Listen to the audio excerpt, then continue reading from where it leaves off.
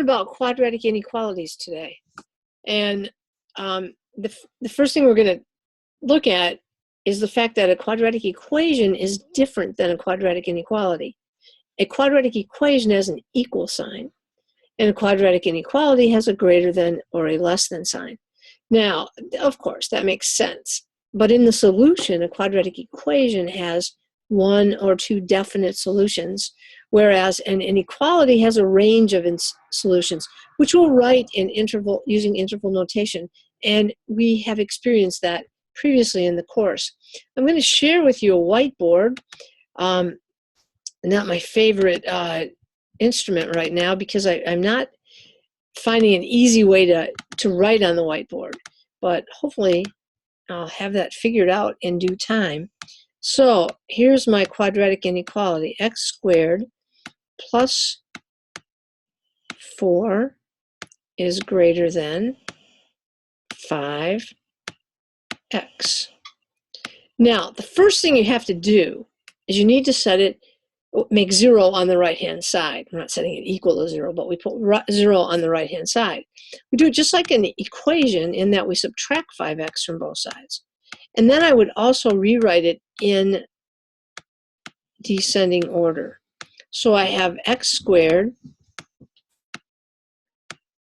minus 5x plus 4 is greater than 0. Okay, now there's a couple of ways to do this. I'm going to show you the algebraic way first, and then I'll show you the graphical way. I write this as an equation. It would be x squared minus 5x plus 4 is equal to 0. Now I need to factor this equation.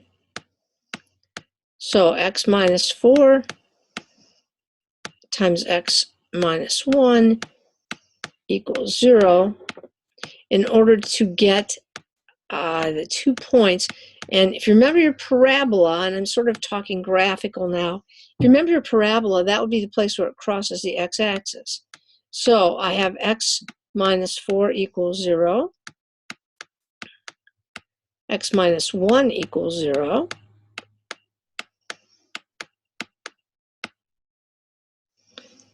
whoops, and so x is equal to 4, and x is equal to 1.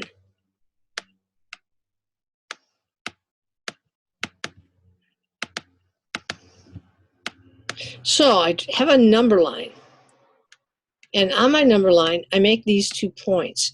Now they're not, since this is strictly greater than, there's no equal there. If I had a line under it, it would also be equal to, and those points would be included in my solution, but they are not. So I like to put 0 on the number line so I have some relative position.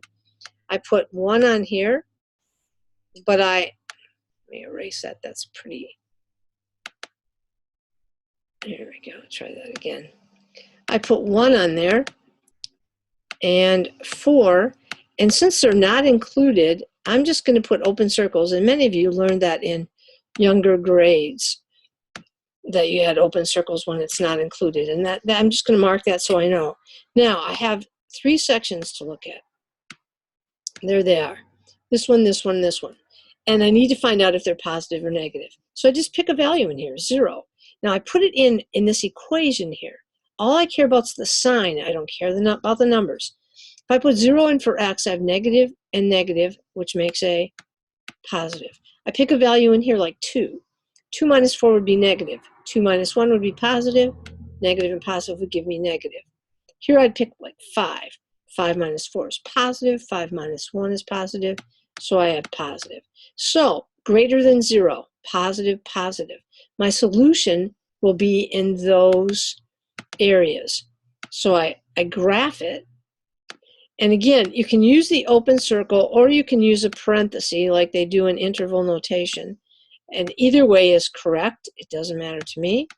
And then you would have to write your solution in interval notation, which would look like this: negative infinity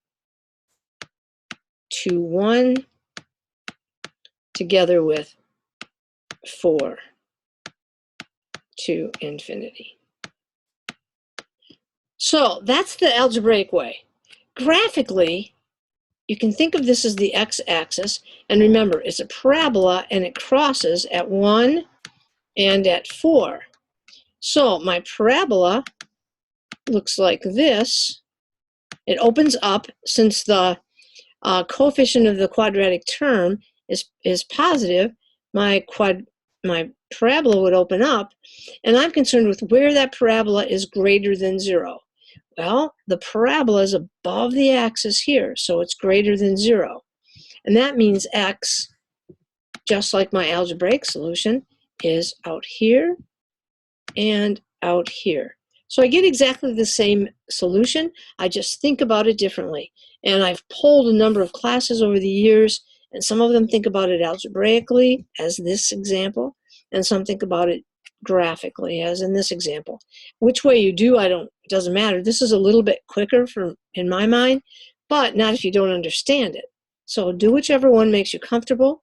If you have any questions on this, feel free to contact me and we can elaborate on it. Thanks very much. Have a good time and good luck.